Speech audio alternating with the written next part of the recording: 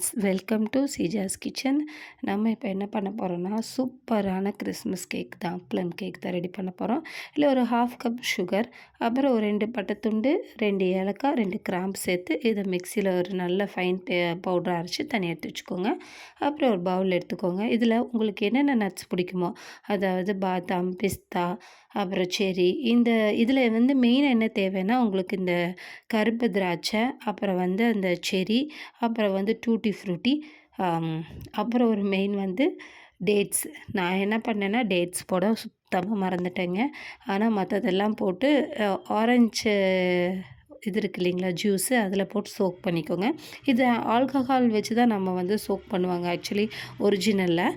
But நம்ம வந்து இன்றைக்கி வந்து இந்த மாதிரி பண்ணுறோம். ஆரஞ்சு ஜூஸ் வந்து ஃப்ரெஷ்ஷாக எடுத்து அதில் வந்து நீங்கள் இந்த மாதிரி மூழ்கிற அளவுக்கு ஊற்றி இதை வந்து ஒரு ஓரமாக வச்சுடுங்க.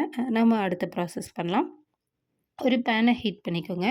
இதில் ஒரு 1/2 கப் சுகர் போட்டுக்கோங்க. ஒயிட் சுகர் தான் இது. வந்து கேரமலைஸ் பண்ணணும் நம்ம.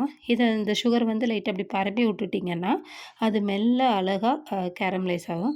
முதல்ல அது உருகி வர வரைக்கும் நாம் டச் பண்ணக்கூடாது. அப்போ தான் உங்களுக்கு வந்து நல்லா அழகாக அது வரும். இல்லைன்னா வந்து சீக்கிரமாக வந்து ஸ்டிக்கியாக ஆயிரும். ஸோ இது வச்சிங்கன்னா பாருங்கள், அங்கங்கே மெதுவாக உங்களுக்கு உருக ஆரம்பிக்குது. இது நல்லா உருக ஆரம்பித்து அப்படியே அந்த கேரமல் அந்த கலர் வரணுங்க. அந்த டார்க் கலர் வந்ததுனா தான் உங்களுக்கு வந்து சூப்பரான கேரமல் கிடச்சிரும். இப்போ இது நல்லா இதுக்கு வரட்டும்.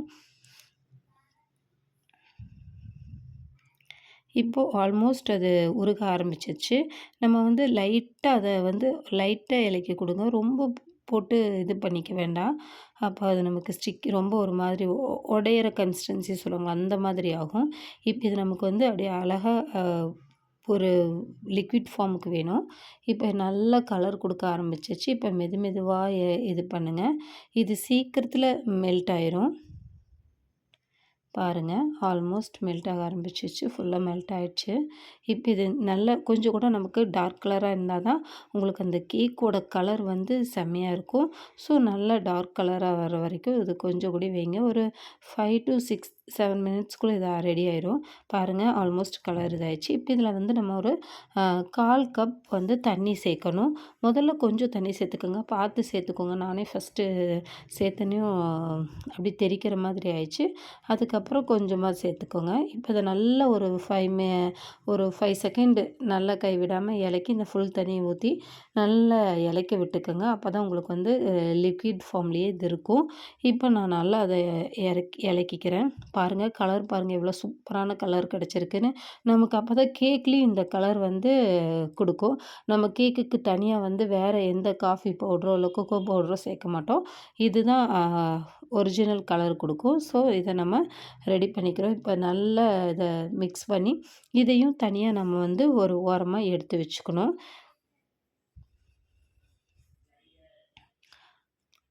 இப்போ ஒரு மிக்ஸி ஜாரில் நான் 125 கிராம் பட்டர் சேர்த்துருக்கேன். இப்போ இந்த 125 கிராம் பட்டர் வந்து எப்படி இருக்கணும்னா, நல்லா நம்மளோட ரூம் டெம்பரேச்சருக்கு இருக்கணும். இப்போ இதை வந்து கிரைண்ட் பண்ணி எடுத்துக்கலாம். அதாவது ஓரளவுக்கு பல்ஸ் மோடில் கொடுத்திங்கன்னா கொஞ்சம் அது சாஃப்ட் பட்டர் ஆகும். அதுக்கப்புறம் வந்து நம்ம பவுட்ரு அரைச்சி வச்ச சுகர் இருக்கு இல்லையா, நான் அதை சொன்னேன்ல, ஸ்பைசஸ் போட்டு அரைச்சி வச்சுருந்தோம் இல்லையா, அதை வந்து கொஞ்சம் கொஞ்சமாக சேர்த்து கொஞ்சம் நல்லா மிக்ஸ் கொடுத்துக்கோங்க. அப்போ தான் உங்களுக்கு வந்து அந்த பட்டர் வந்து க்ரீமாக கலர் சேஞ்ச் ஆகி கிடைக்கும். இதை நான் வந்து 2 வாட்டி போட்டு எடுத்துக்கிட்டேன். உங்களுக்கு எப்படி வேணுமோ அப்படி நீங்கள் செஞ்சுக்கலாம். நல்லா போட்டு பிளெண்ட் பண்ணிக்கோங்க. அப்போ தான் வந்து சூப்பராக இருக்கும். பாருங்கள், கலர் சேஞ்ச் ஆகுது இப்போது. நெக்ஸ்ட்டு வந்து இதுக்கு வந்து 2 முட்டை எடுத்திருக்கேன். ஃபஸ்ட்டு ஒரு எக்கை உடச்சி ஊற்றிக்கோங்க. இதை நல்லா பிளெண்ட் பண்ணதுக்கப்புறமா தான் அடுத்த ஒரு முட்டை. 2 முட்டையும் நம்ம வந்து ஒரே இதுக்கு போட வேண்டாம். இந்த மாதிரி ஒன்று நல்லா மிக்ஸ் ஆன பிறகு இன்னொன்று எடுத்து நீங்கள் உங்களுக்கு வந்து மிக்சியில் தான் பண்ணணும்னு இல்லை, ஹேண்ட் மிக்சர் இருந்தால் பண்ணிக்கலாம். இல்லைன்னா நம்மளோட மிக்ஸி இது இருக்குது இல்லைங்களா, விஸ்கில் கூட நம்ம ஒரு பவுலில் வச்சு கூட பண்ணிக்கலாம். ஒன்றும் தப்பில்லை. அழகாக நல்லாவே வரும் உங்களுக்கு. அந்த சாஃப்ட் அண்ட் ஃப்ளஃபியாகவே வரும். வெனிலா எசன்ஸ் வந்து 1 டேபிள் ஸ்பூன் சேர்த்துக்கிறேன். இப்போ வெனிலா எசன்ஸ் போட்டு ஒரு நல்லா கிரைண்ட் பண்ணி தனியாக இது ஒரு ஓரத்தில் எடுத்து வச்சுக்கோங்க. நம்ம வந்து ஒவ்வொரு ப்ராசஸாக கரெக்ட் பண்ணி வச்சிங்கன்னா தான் கேக் வந்து டக்குன்னு சரி பண்ண முடியும். இப்போ 1 கப் மைதா, நம்ம வந்து எந்த கப்பில் சுகர் எல்லாம் அளந்திருக்கோமோ அதே கப்பில் தான் உங்களுக்கு வந்து மைதாவும் எடுத்துக்கணும். 1 கப் மைதாவுக்கு ஒரு 2 டேபிள் ஸ்பூன் கார்ன்ஃப்ளவர் சேர்த்துருக்கேன்.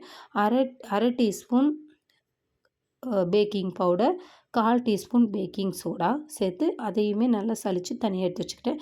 இப்போ அது நல்லா மிக்ஸ் கொடுத்துக்கோங்க. ஏன்னா நம்ம cornflour, baking soda, baking powder எல்லாமே நல்லா அந்த மாவு கூட மிக்ஸ் ஆகணும். எங்கேயும் தனித்தனியாக இல்லாத அளவுக்கு நல்லா மிக்ஸ் பண்ணி எடுத்துக்கோங்க. இப்போ நாம் மிக்ஸ் பண்ணி வச்சுருக்க அந்த எக்கு இருக்கு இல்லைங்களா, அந்த பேட்டரை இதோட சேர்த்துக்கோங்க. இது சேர்த்துக்கிட்டிங்கனாலும் உங்களுக்கு வந்து திக்காக தான் இருக்கும். ஃபுல்லாக கரெக்டாக ஆகாது. முதல்ல இதை சேர்த்துக்கிட்டு ஓரளவுக்கு நல்லா மிக்ஸ் கொடுத்துக்கோங்க. போட்டு ரொம்ப பீட் பண்ணணுன்ட்டு இல்லை. ஒரு நல்லா அந்த மாவு கூட மிக்ஸ் பண்ணால் போதும். அதுக்கப்புறம் நம்ம இந்த கேரமலைஸ் பண்ணி வச்சுருக்கோம் இல்லையா சுகர் சிரப்பு, அதையும் சேர்த்துக்கோங்க. இப்போ அதையும் நல்ல ஒரு மிக்ஸ் கொடுத்துக்கோங்க. அப்புறம் நம்ம ஃப்ரூட்ஸ், நம்ம என்னென்ன நட்ஸ் எல்லாம் சரி பண்ணி வச்சோமோ அதையுமே இது கூட சேர்த்துக்கோங்க. பாருங்கள் கலர் வந்து எவ்வளோ அழகாக இருக்குதுன்னு. அந்த ஃப்ரூட் போட்ட வீடியோ வந்து எனக்கு சரியாக எடுக்க முடியல, மிஸ் ஆயிடுச்சு. இப்போது நம்ம வந்து ப்ரீஹீட் பண்ணிக்கலாம் ஒரு பேனை. நல்லா அடிகனமான பாத்திரத்தை எடுத்துக்கோங்க. அதில் வந்துட்டு ஒரு ஸ்டாண்ட் போட்டுக்கோங்க. இல்லைன்னா ஒரு பிளேட்டை கூட திருப்பி போட்டு நீங்கள் வச்சுக்கலாம். அது அந்த பக்கம் ரெடியாக இருக்கட்டும். இப்போ நாம் ஒரு கேக் டின் எடுத்துக்கலாம். இல்லை வீட்டில் நீங்கள் எதில் கேக் பண்ண போகிறீங்களோ அதில் பட்டர் பேப்பர் வச்சுக்கோங்க. ஏன்னா இந்த கேக் வந்து ஒட்டுறக்கு வாய்ப்பு இருக்குது. ஸோ நீங்கள் வந்து பட்டர் பேப்பரில் நல்லா பட்டர் ஷீட்டில் வந்து நிறைய பட்டர் தடவி வச்சுக்கோங்க. அப்போ உங்களுக்கு ஒட்டுறக்கு வாய்ப்புகள் கம்மியாக இருக்கும். இந்த அளவுக்கு நான் இதை ஊற்றி எடுத்து வச்சுக்கிட்டேன். இப்போ மேலேயும் கொஞ்சம் டூட்டி ஃப்ரூட்டி போட்டோம். ஆல்ரெடி இது வந்து நிறையா நம்ம ஒவ்வொரு பைட்லேயுமே நிறைய நட்ஸு அப்படி கடிக்கிற மாதிரி இருக்கும். எனக்கு ஃபஸ்ட்டு இந்த மூடி போட்டிருந்தேன், அப்புறம் செட் ஆகலை. நான் வேறு மூடி போட்டு தான் குக் பண்ணேன். பாருங்கள் எவ்வளோ சூப்பராக பேக் ஆகிட்டுருக்குன்ட்டு, அவ்வளோ சூப்பராக இருந்துச்சு. இதில் கொஞ்சம் மாவு பேலன்ஸ் ஆயிடுச்சு. ஸோ அதனால் ஒரு சின்ன கேக் பண்ணிக்கலான்ட்டு அதையும் தனியாக ஒரு பக்கத்தில் இது பண்ணிட்டேன். பாருங்கள் நம்மளோட கேக் வந்து சூப்பராக ரெடி ஆகிட்டுருக்கு. இப்போ நான் வந்து எனக்கு கிட்டத்தட்ட 50 நிமிஷம் ஆச்சுங்க இந்த கேக்கு இதாகிறதுக்கு. பாருங்கள் சாதாரண கேக் ஒரு 40 நிமிஷத்தில் 40 நிமிஷத்தில் முடியும்.